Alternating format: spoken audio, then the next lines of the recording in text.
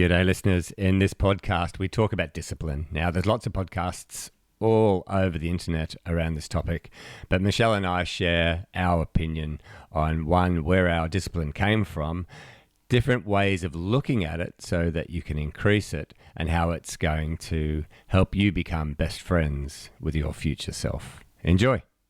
Why did it count backwards? I know that we're now recording. What? Hello, Captain. What do I? Come fly with me. Let's fly away. What are we going to talk about? I don't know. So, leadership, life, and everything else. Yeah. And we're recording live. Yes. Hey, Yay, I got it right. you got it right. Yeah. And disciplined. Yes. We're going to talk about discipline. Yes, not the whips and chains sort. Oh, where did your mind go? Now, you didn't want to go to the gym yesterday, did you? This morning. Was it this morning or yesterday? It was this morning. Oh, my goodness. Yeah. It was hours and hours ago. I know. Yeah, but I made you. That's right, and I'm glad you did. Yeah, because you always feel better afterwards. But Yes. Discipline's an interesting concept. Now, there's thousands of podcasts online about discipline. You got your David Goggins, your Jocko Willink, and all of your other ex-Navy SEALs who are out there telling you to be disciplined. And we've both heard the quote that discipline equals freedom. Yeah. And we like it. Yeah, and we firmly agree with it. But The fact that we're not ex-Navy SEALs, or SEALs of any kind, really. I sometimes swim like a seal. True. You see me in the water. I can move around pretty lithely.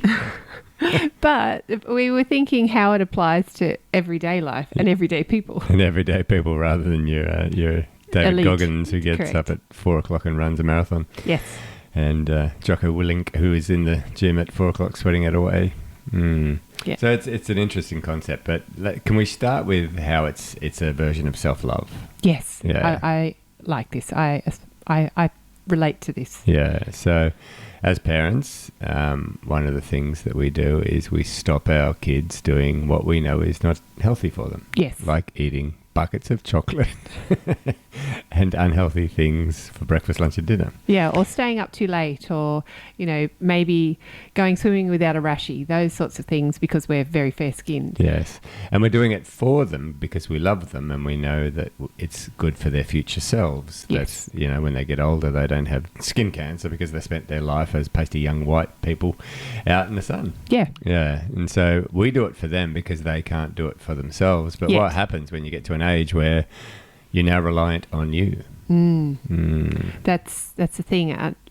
It's that discipline, which is what we're talking about today, where you, it's like, go on, it's only one day. It's just one day. It's just one chocolate. It's just one glass of wine. It's just, I really want to tan, or I don't know, all these self-destructive behaviours or not productive behaviours. I am very guilty of it. Especially when I was younger, I gave myself days off all the time. But you've achieved a lot in your life, so you would have had to have had a lot of discipline. How young are you talking here? I'm talking in my 20s probably. That a day off from exercising, a day off from getting up early. I'd sleep in. I wouldn't really sleep. I'd lie in, and think that I was doing myself a favour when I was just thinking about what I should be doing or what I really wanted to do. But I'm like, oh no, I'll give myself a lie in because I deserve it. Well, that's where I was quite lucky, because my childhood was full of discipline because I was committed to other people. So when I was in high school, I was in the circus. I was in the Flying Fruit Fly Circus, and we trained in the afternoons after school down the YMCA, and you turned up or you weren't in the circus. And so the discipline was based on the fact that I wanted to be in the circus. I wanted to be a performer in the circus and part of the circus. And then eventually I became a trainer to the other kids. I was only 15, but I was training the other kids. And so that was luckily my first training in discipline. But it wasn't so much that I was the one that was enforcing it. It was... Oh, yeah, no, that's what I'm saying. So, yeah, when I was a teenager, I was in a lot of sports and marching koalas. We've got a baton twirler here, people. She was one of 4 baton twirlers in the marching koalas. But, so I had a responsibility to turn up and to do things for them, and that was part of the discipline. However, when it came down to me being responsible for me in my 20s, early 20s, I probably wasn't the kindest I could have been to myself. But don't you think that your being in the marching koalas and doing ballet and all the other things that you did, isn't that where we all start to learn discipline? Because, there's days where you don't want to go to training, but you go because there's other people there and you've made a commitment to them, and especially if you're the goalkeeper and no one's sitting in the cage, everyone's throwing balls in there, and you're going to just lose. But yeah, so making commitments to other people early on in your life by playing sport or joining a band or whatever it is you do, I think that's the first training in learning what discipline's all about. And even if you just turned up, you couldn't help but get better. Well, recently we took the kids somewhere and one didn't want to participate. No. Watching the other kids participating, eventually they jumped in. Yes. Yeah, because when you see other people doing it, it's much, much easier to be disciplined, isn't it? It is, yeah. Yeah, and so this is where I think I was very fortunate, because after the circus I went and played water polo, and I lived at the Australian Institute of Sport for 12 years. I was there on scholarship for 10. And then I went back as an athlete supervisor, but every morning I had to wake up, drudge across frozen grass and jump into a pool, when most mornings you just don't feel like doing that at 4:30, 5 o'clock in the morning. No. Yeah. And if you didn't turn up, you lost your scholarship, which basically meant everything. There was incentive. It was incentive. So I think I was very, very fortunate early on in my life that I was disciplined because I had to be. But knowing myself and knowing who I am as a person and my personality, I don't think I would be as successful after circus and sport as I have been if I hadn't been drilled in the art of discipline by other people. Because I think potentially, and not potentially, factually, I am a lazy person. Yeah, I would agree. Not that you're a lazy person. I would agree with the fact that the early being motivated, being inspired, being kept to a commitment by others initially. Yep. Not that there's, you can always change. So if you didn't have that upbringing, you can still do it. You can make the decision. Yeah, absolutely. But you've seen it. You've experienced it. And yes, it takes a little bit of work, but you can get there. And what we were talking about earlier, which is why we decided to record this, is that not like the act of self-love, it's the having that commitment to your future self. Yeah. So whilst it's easy to lie in bed today or not go to the gym, and thank you again for making me go to the gym, it's that... Whips always work.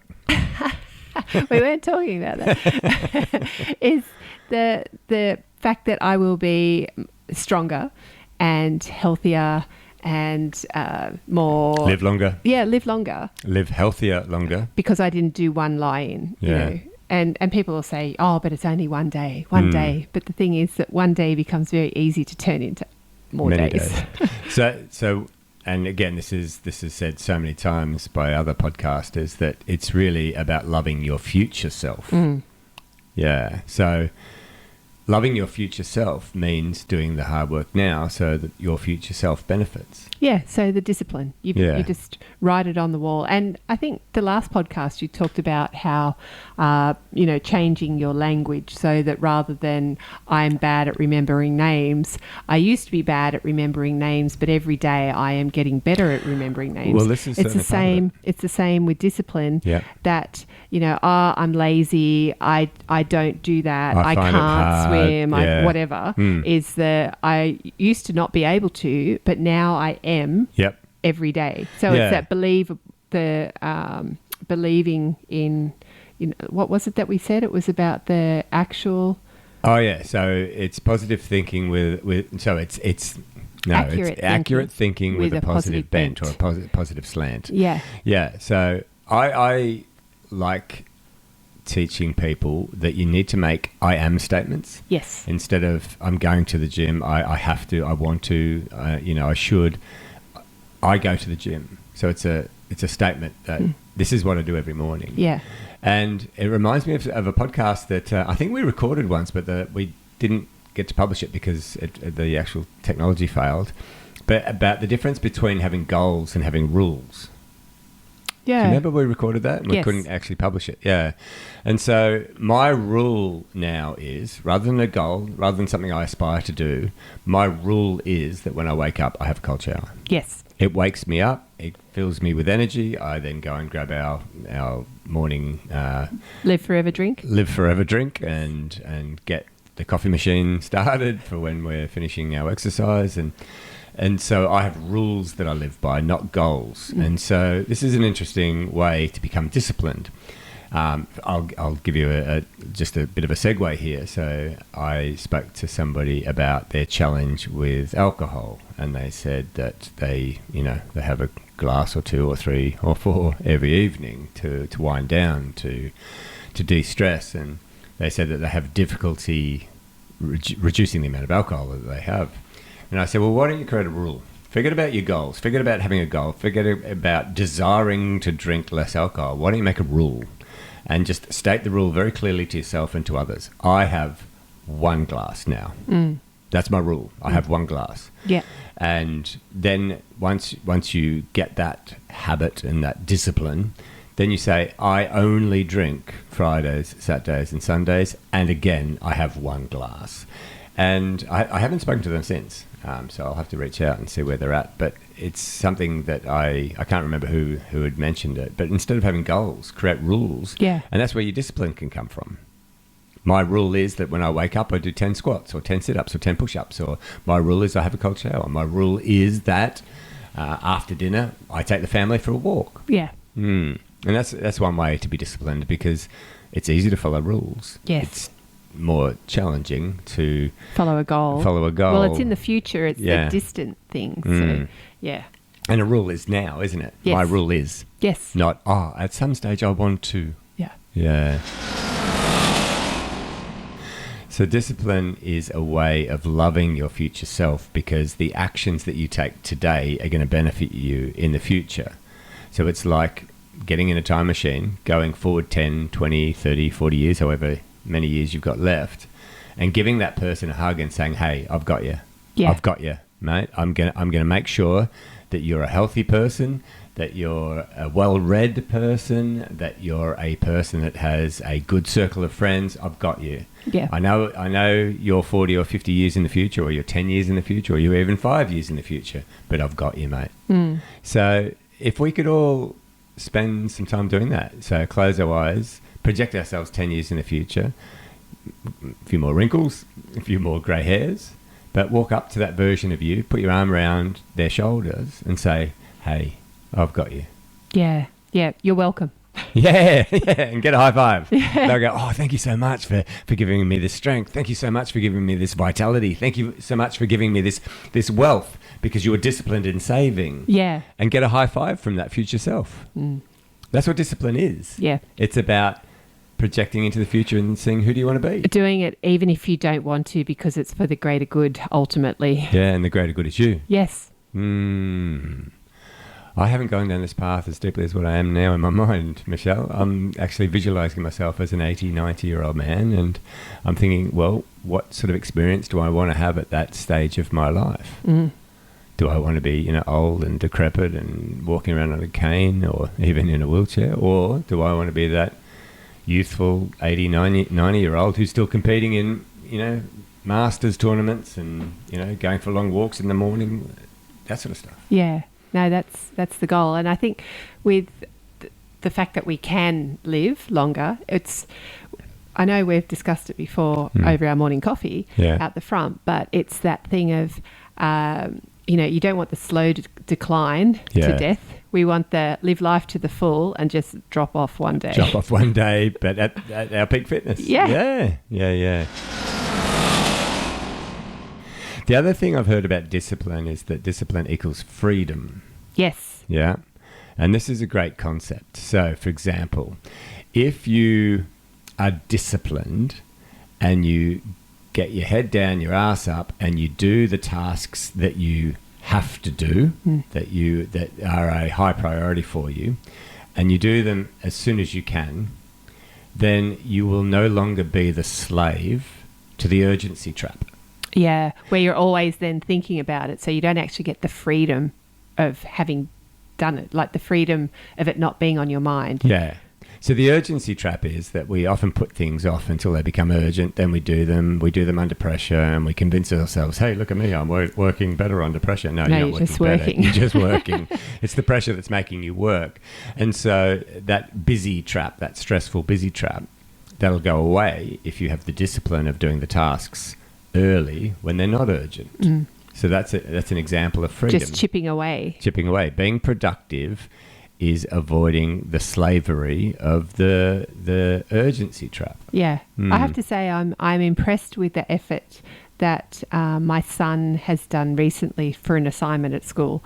And he was working on it for probably 4 or 5 weeks. So he's putting in the hard yards early, not doing it last minute. Yeah, and it was due last week, and it was easy. He didn't stress about it. He had fun because he was just doing half an hour a day. And he came up with that himself. I was really proud of him, that just how he did it and how he tackled it. Yep. It doesn't matter about what the mark is ultimately. It's the fact that he learnt to do that, and it was easy for him. So what's another example of freedom? So discipline of eating healthy.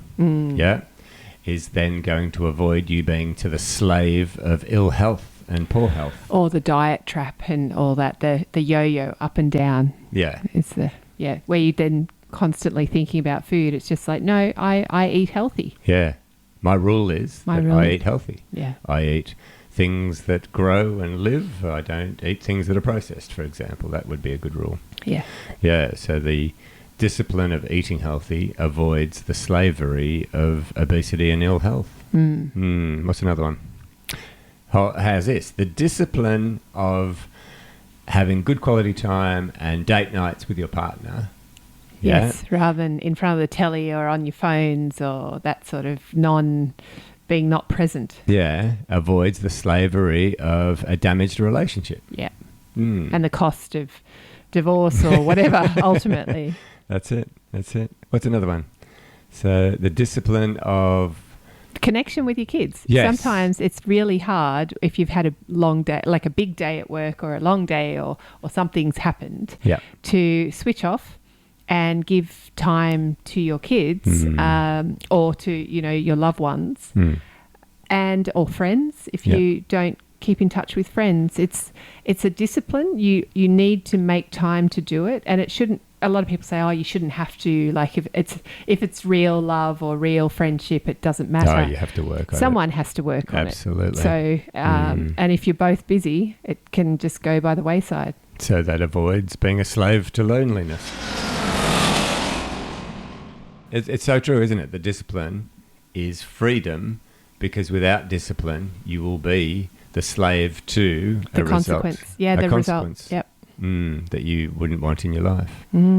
So what are you going to do to make sure that you don't entertain those ideas? You're not going to the gym in the morning, Michelle. I go to the gym. You do go to the gym, yes. And you're lifting lots of weights at the moment. I know. You're so strong. I am strong. I'm impressed with my strength. I'm never going to arm wrestle you, I'll tell you. I'm impressed by how much my strength has increased this year so far. Because you've been disciplined to increase the weights as you go. Yeah. Yeah, you're not just maintaining health, you're improving health. I know. You're improving strength. Well, the kids are getting bigger and heavier, so I need to be able to lift them. Yeah. Well, my son's regrettably gone past the stage where I can lift him and throw him in the pool. Yes, he now does that to me. It's a discipline. It's freedom. It's loving your future self. And it's you thinking about how do you want to turn up for your future self? Yeah. It's the rules rather than goals. Yeah. I like that one. Yeah. Cheers. Well, that was fun. That was fun. You're such a clown. The clown. Lady Captain. There we go. And who's going to listen to this? Maybe our mums. Thanks, Mum.